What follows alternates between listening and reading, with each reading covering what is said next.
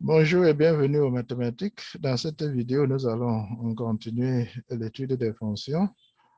Ce sera en 4 points. Au premier point, nous allons revenir sur le domaine de définition. Le second point est consacré au domaine de définition et les opérations algébriques que l'on applique sur les fonctions. Au troisième point, nous allons parler de l'image d'une fonction. Et au quatrième point, nous allons parler du domaine de définition et de l'image dans les applications pratiques. Nous avons dit en rappel les éléments de A qui ont effectivement une image dans B constituent le domaine de définition de la fonction f. C'est-à-dire lorsque nous avons une fonction f définie d'un ensemble A vers un ensemble B, alors tous les éléments de A qui ont effectivement une image dans B constituent ce que nous appelons le domaine de définition de la fonction f. Et nous le notons par df. Mathématiquement, on peut définir df de la façon suivante. df égale l'ensemble des x éléments de A, tel qu'il existe un y élément de B avec y égale à f de x. Ça correspond bien à ce que nous avons expliqué ici. Les fonctions numériques d'une variable réelle sont la catégorie de fonctions que nous allons explorer davantage dans la suite, dans les premiers cours de mathématiques au secondaire. Il s'agit de fonctions dont le domaine de définition est l'ensemble R ou un sous-ensemble de R. Et l'image, dans ce cas, est également l'ensemble R ou, dans certains cas, juste un sous-ensemble de R. Parmi les savoir-faire, nous allons apprendre à déterminer les domaines de définition et, dans certains cas, déterminer aussi l'ensemble des valeurs que nous appelons images. Si on donne une fonction sans préciser son domaine de définition, alors on suppose le domaine de définition naturel ou domaine de définition induit. L'ensemble de tous les nombres réels pour lesquels l'expression de la fonction est autorisée et produit un nombre réel. C'est cet ensemble que nous appelons le domaine de définition naturelle ou domaine de définition induit d'une fonction. Il faut bien que toutes les expressions soient possibles, les expressions de définition de la fonction. Au cas où il y a une seule expression, nous disons donc que l'expression de définition de la fonction soit autorisée et que l'application de cette expression donne un nombre réel. Nous allons prendre quelques exemples. Déterminer le domaine de définition de chacune des fonctions d'une variable réelle suivante. Nous avons 4 fonctions et nous regardons rapidement comment arriver à leur domaine de définition. Pour la première fonction, nous avons tout simplement f de x égale à x au cube, c'est une puissance. Ce terme est défini pour tout nombre réel, c'est-à-dire sans restriction. Pour tout nombre réel, on peut calculer la puissance. Donc, la puissance 3, bien sûr. Donc, nous écrivons df, domaine de définition de f égale à l'ensemble R des nombres réels. Pour la deuxième fraction, qui est une fraction rationnelle, ou bien l'inverse d'un polynôme, si nous pouvons dire, le dénominateur impose des restrictions. Le dénominateur ne doit pas être nul. Donc, le terme est défini si et seulement si ce produit qui est au dénominateur est différent de 0. Alors, nous avons le produit de deux termes là au dénominateur. Un produit n'est nul que si l'un des, au moins, des deux termes est nul. Un produit de deux termes, bien sûr. Alors, nous pouvons lire de la factorisation directement. Le premier terme s'annule lorsque x égale à 1 et le second terme s'annule lorsque x égale à 3. Donc, il nous faut exclure ces deux valeurs du domaine de définition ou bien pour avoir le domaine de définition. Nous écrivons donc df égale à r moins l'ensemble avec pour valeur 1 et 3. La troisième fonction, c'est la fonction tangente. De préférence, nous revenons à la définition ici pour avoir deux fonctions élémentaires. Tangente égale sinus sur cosinus. Donc, le terme est défini. Pour le numérateur, sinus au numérateur, il n'y a pas de problème. Mais le cosinus au dénominateur ne doit pas s'annuler.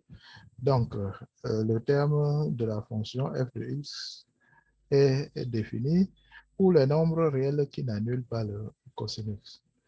Et nous savons que le cosinus est différent de 0 lorsque x est différent de pi sur 2 plus 2 pi k. Parce que cosinus pi sur 2 est égal à 0. Et quand on tourne la fonction cosinus étant périodique de période de pi, nous écrivons donc ici pi sur 2 plus 2 pi k. Ce sont les valeurs que nous voulons exclure. Quand on regroupe ceci, on trouve donc que cosinus est nul pour les x tel que x égale à 2 k moins 1 facteur de pi sur 2. Dès que cosinus s'annule pour les x tels que x égale à 2 k moins 1 facteur de pi sur 2. C'est-à-dire des multiples de pi sur 2. Il faut exclure donc ces valeurs pour avoir le domaine de définition de la fonction f. Ce qui fait donc df égale à r moins cet ensemble des multiples impairs de pi sur 2. La dernière fonction, c'est la racine carrée, et nous savons que la racine carrée n'est définie que pour les nombres réels positifs. Donc, tout ceci est défini uniquement pour les nombres réels pour lesquels le terme qui est sous la racine, c'est un polynôme. Donc, ce terme doit être positif ou nul, c'est-à-dire supérieur ou égal à 0. Nous pouvons factoriser le polynôme. Un travail à faire à côté. Donc, nous trouvons que la factorisation, c'est la suivante. X moins 3, facteur de x moins 2, qui doit être supérieur ou égal à 0. Alors, nous utilisons ici les connaissances sur les signes, le produit ou bien le quotient de deux termes. Pour être positif, il faut que les deux soient positifs. Et pour être, ou bien, il faut que les deux soient négatifs. Donc, que les deux soient de même signe. Nous savons de l'étude des polynômes que un polynôme de second degré comme ceci est du signe de x au carré et le signe du facteur du coefficient de x au carré à l'extérieur des racines. Et entre les deux racines, le polynôme est du signe contraire au signe du coefficient du terme de second degré. Le coefficient du terme de second degré ici, c'est 1, donc c'est positif. Ça veut dire que ce polynôme est positif en dehors des racines et négatif entre les deux racines. Ça nous permet directement d'écrire cet intervalle ou bien d'écrire le domaine de définition R moins l'intervalle de 2 à 3. Dans cet intervalle, le produit est négatif, le polynôme est négatif. Et nous ne pouvons donc pas calculer la racine carrée. La représentation graphique que nous utilisons avec les moyens informatiques, que nous produisons avec les moyens informatiques, nous permet de vérifier cela. Donc, ici bien entre 2 et 3, il n'y a rien. Ça veut dire que cet intervalle n'appartient pas au domaine de définition de la fonction. Ça confirme bien que df, c'est r moins cet intervalle.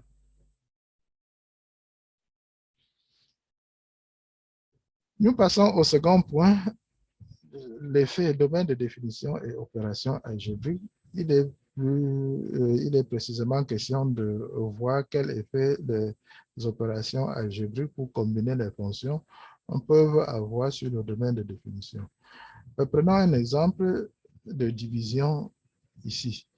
Nous prenons la fonction f qui a x associé y égale à x plus 2. Alors, c'est simple. Une fonction affine, le domaine de définition, c'est l'ensemble R, c'est tout l'ensemble R. Nous prenons ici une fonction rationnelle. Donc, un polynôme au dénominateur, au numérateur et un autre au dénominateur. Nous pouvons factoriser aisément le numérateur. Nous trouvons ici x moins 2, facteur de x plus 2 sur x moins 2. Nous avons donc un facteur commun au dénominateur et au numérateur. Nous pouvons simplifier et trouver donc x plus 2. Ça veut dire donc que les deux fonctions ont apparemment la même expression. Les deux fonctions ont apparemment la même expression, mais seulement, il faut faire attention, les deux fonctions ne sont pas identiques. Pour que deux fonctions soient identiques, il faut qu'elles aient d'abord le même domaine de définition. Nous ne devons pas oublier qu'on a exclu ici x moins 2, x égale à 2 qui annule le dénominateur. Donc, le domaine de définition de G, dG est plutôt égal à R moins 2. Les deux fonctions sont différentes parce que ayant des domaines de définition différents. Nous allons avancer. Regardons au niveau de la représentation graphique. Donc, la représentation graphique de la fonction f, c'est ça. Donc, la droite pleine entièrement d'équation y égale à x plus 2. Ici, c'est la même droite, mais seulement privée du point d'abscisse 2. Je dis c'est la même droite dans la même courbe, moins le point d'abscisse 2. Abscisse 2 est ordonnée 4, parce que 2 n'appartient pas au domaine de définition de cette deuxième fonction.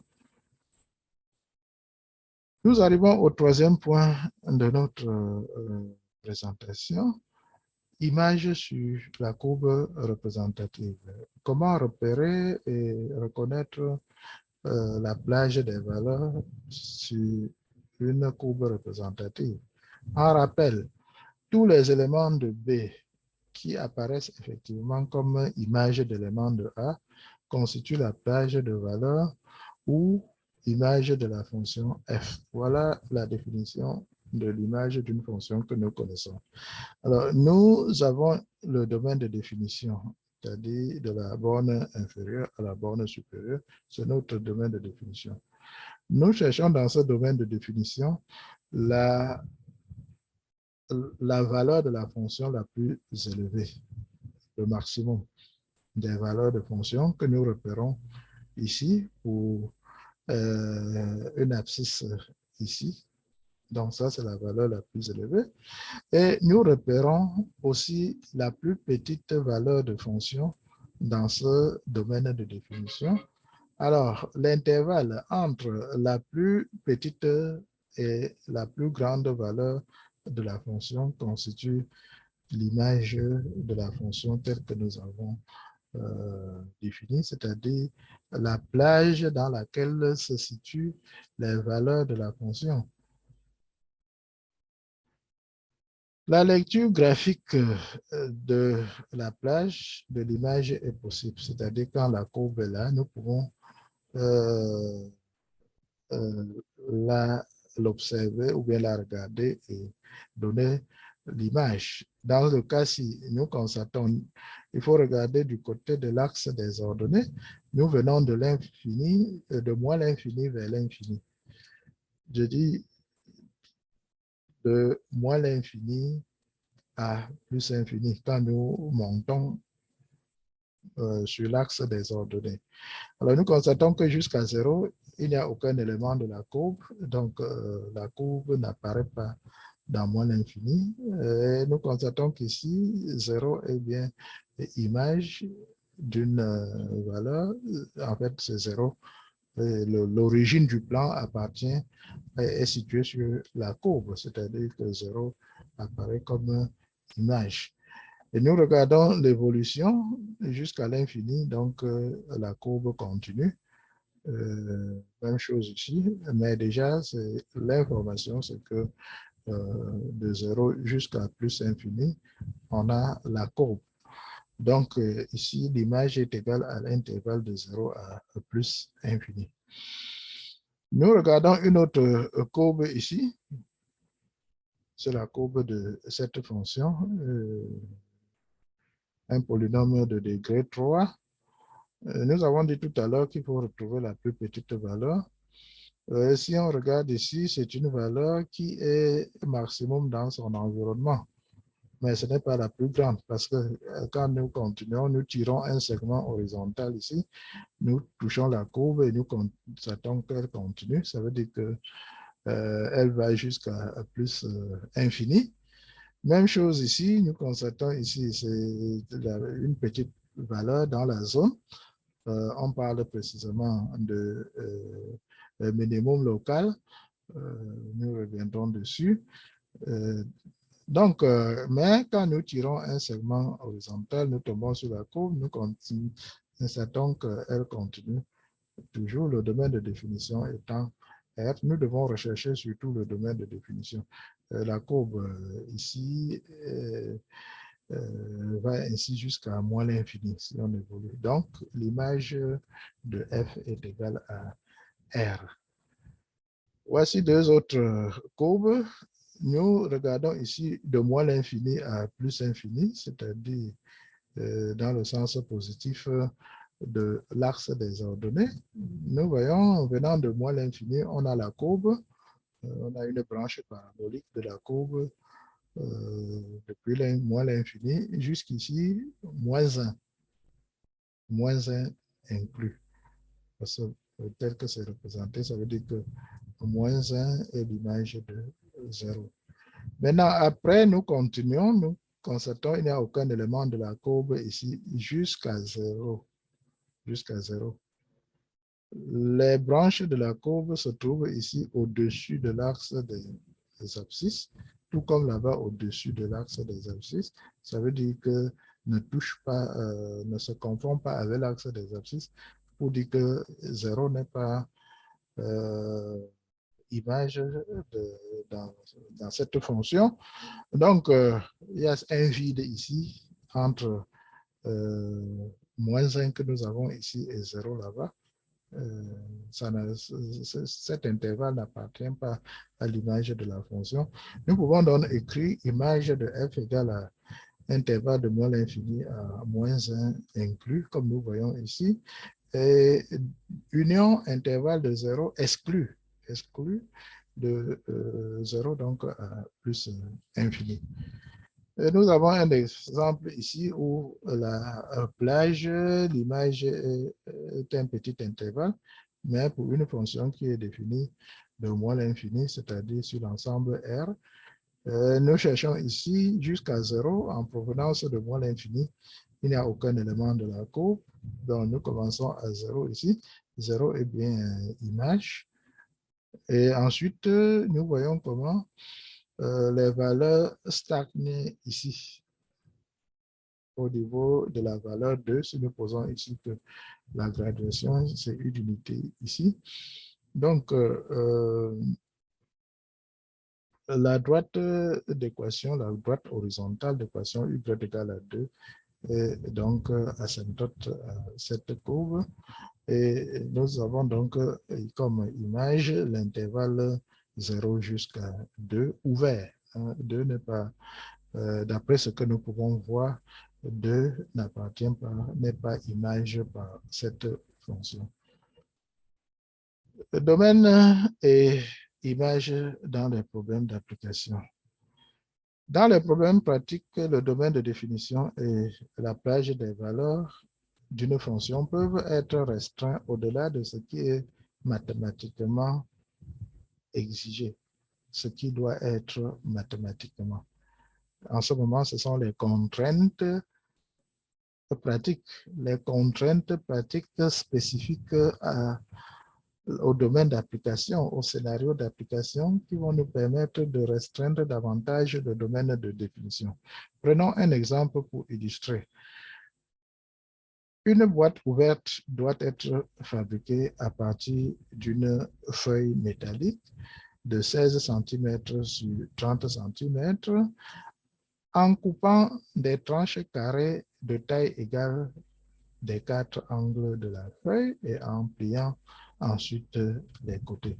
Alors, nous avons une feuille de dimension 16 mètres, 16 cm sur 30, donc largeur 16 et longueur 30 cm. On dit qu'il faut couper des tranches carrées de taille égale des 4 angles. Voici les 4 angles, les carrés ayant été taillés déjà. Donc, on a déjà coupé les rectangles, les carrés, pardon. Ils sont au total 4 aux différents angles. Et on peut maintenant plier. On coupe les carrés donc, pour pouvoir plier et obtenir une boîte telle que nous avons là. Alors, nous pouvons maintenant avoir les dimensions de la boîte qu'on obtient. Nous avions 30 cm ici en longueur. On a coupé X ici et on a coupé X ici. Ça fait donc la longueur de la boîte construite sera 30 cm moins 2 fois X. Sa largeur, on a coupé aussi X ici et X là-bas, ce qui fait que la largeur de la boîte sera de 16 moins 2X. Et la hauteur, puis on replie ceci, ça représente la hauteur, donc c'est X, le X que nous avons tranché là. Là-bas, nous avons donc les 3 indications sur la boîte. Alors, quel est le travail à faire? On désigne par V le volume de la boîte obtenu lorsque la longueur du côté des carrés retranchés est de X, comme nous avons dit au début. Alors, établir une formule pour V en fonction de X, donc une expression qui nous permet de calculer le volume de la boîte en fonction de X, c'est-à-dire la taille, le côté du carré tranché à chaque angle. Déterminer le domaine de définition de V. Utiliser la représentation graphique du volume en fonction de la taille du côté. Si après donné, donc cette représentation graphique est donnée, pas besoin de la produire dans le cadre de la résolution du problème. Donc, utiliser cette représentation graphique pour estimer la plage des valeurs du volume. Décrit en mots ce que la représentation graphique renseigne sur le volume. Voici donc la représentation graphique sur laquelle nous allons revenir en répondant à la question correspondante. Donc, le volume que l'on va obtenir en fonction de X, en fonction de la longueur du côté du carré que nous allons trancher. Dans la première question ou bien le premier travail à faire demande d'établir une formule pour V en fonction de X. Alors, le volume, c'est égal à longueur fois largeur fois hauteur, n'est-ce pas? Longueur fois largeur fois hauteur. La longueur, c'est 30 moins 2x, comme nous avons vu tout de suite. La largeur, c'est 16 moins 2x et la hauteur, c'est x. Nous voyons donc que nous avons 3 facteurs en x que nous pouvons développer et nous trouvons donc Vx dans le volume en fonction de la longueur du côté, c'est V4 x au cube moins 92 x au carré plus 480 x. Voilà la fonction. Deuxième travail, et déterminer le domaine de définition de V. Alors, nous avons ici une expression qui est un polynôme tout simplement, c'est-à-dire donc qui peut être valable pour tous les nombres réels. Mais nous sommes dans une situation pratique. Quelles sont les valeurs autorisées alors dans ce cas? On retranche 2x de la largeur de la feuille. Cette largeur qui au départ est de 30 cm. Et on retranche 2x de la longueur qui est de 30 cm au départ. Donc, on diminue les dimensions de départ. Ce que l'on retranche ne peut pas dépasser ce qui est disponible. Donc, nous ne pouvons pas avoir une feuille de 30 cm et retrancher plus de 30 cm. Ça relève du domaine de l'impossible. Ça veut dire que nous formulons ces deux contraintes sur la longueur et sur la largeur en mathématiques. 2x doivent être inférieurs ou égaux à 16. Les 2x là ne doivent pas dépasser 16, tout comme les 2x ne doivent pas dépasser 30. Alors, nous, un système d'une équation, nous arrivons à x inférieur ou égal à 8 et x inférieur ou égal à 15. Les deux, c'est et. Hein? Là, c'est et. Quand nous les écrivons comme cela, c'est deux contraintes conjointes obligatoires. Donc, le domaine de définition du volume, c'est l'ensemble des x tels que x éléments de R et x inférieur ou égal à 8. Nous pouvons remarquer ici que la première condition est comprise dans la seconde. Ce qui est inférieur à 8 est inférieur à 15. Donc, on pouvait se limiter ici, dire tout simplement que bon, la largeur c'est 16, la longueur c'est 30, dit les dimensions de départ. Si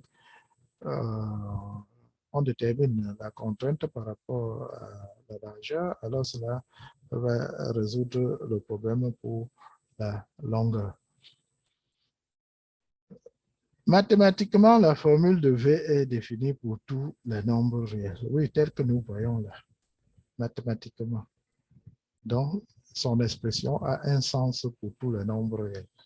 Mais les seules valeurs de x pour lesquelles l'application de la formule a un sens sont les valeurs comprises entre 0 et 8, comme nous venons d'écrire, comme nous venons d'établir comme domaine de définition. Ce qui implique une restriction du domaine de définition au-delà de ce qui est mathématiquement exigé. Donc, si nous limitons le domaine de définition à l'intervalle de 0 à 8, ce n'est pas en raison des contraintes mathématiques, mais en raison des contraintes du problème. Le troisième travail, utiliser la représentation graphique du module en fonction de la taille du côté des carrés pour estimer la plage des valeurs du volume. Nous avons dit, nous regardons sur le domaine de définition que nous connaissons désormais, c'est de 0 à 8. Nous voyons bien que la courbe est ici différente de 0 à 8. Le volume, il est nul ou positif. Donc, nous allons chercher du côté positif, là où se trouve la plus grande valeur. Le maximum, c'est quelque part ici. Nous pouvons essayer de lire, mais ce sera toujours une valeur approchée. C'est environ 725. Ici, c'est 700. Nous disons là, et tout cet intervalle, c'est 100, de 700 à 800. Donc, nous avons environ ici 725. Donc, une lecture de la valeur approchée du maximum donne environ 725 mètres carrés. Donc, nous avons 0 inférieur à V inférieur à 725. Le tout en centimètres carrés, puisque nous avons eu les dimensions en centimètres. Dernier travail, décrit en mots ce que la représentation graphique renseigne sur le volume. Qu'est-ce que nous lisons de cette représentation graphique qui a été donnée? La longueur du côté des carrés à retrancher doit être comprise entre 0 et 8 cm. Ça, c'est ce que nous avons établi en répondant à l'autre question. Donc, ce sont les valeurs raisonnables, les valeurs qui ont un sens dans ce contexte. Le graphique indique qu'on peut obtenir un volume maximal pour la boîte et d'une valeur, ce volume maximal, d'une valeur de 725 cm². C'est ici. Donc, là. C'est aussi cette valeur que nous avons repérée pour trouver le domaine, la plage des valeurs du volume. On atteint ce maximum pour une valeur de x située entre 3 et 4. Il faut dire que dans ce genre de problème, on est dans une situation, on est devant une situation optimale. On veut souvent fabriquer une boîte comme celle-là qui a le plus grand volume possible. Lorsqu'on s'éloigne de la valeur de x qui produit le maximum, le volume diminue pour atteindre 0 aux bornes du domaine de définition. Donc ici, quelque part, nous avons la valeur de x qui donne le maximum. Ce serait souhaitable d'utiliser effectivement cette valeur. Je dis, quand on procède à cette étude dans la pratique, nous constatons que si nous diminuons à partir de là, c'est la référence, alors nous allons diminuer le volume obtenu et atteindre potentiellement 0 lorsque nous arrivons à 0 ici. De la même façon, si nous augmentons encore x, c'est-à-dire la longueur du carré à trancher, nous diminuons le volume diminue et s'annule ici. Les valeurs extrêmes, lorsque le volume devient 0, c'est en fait une boîte qui n'existe pas. Voilà donc des informations que l'on peut lire directement de la représentation graphique. Nous arrivons au terme de cette présentation. Merci.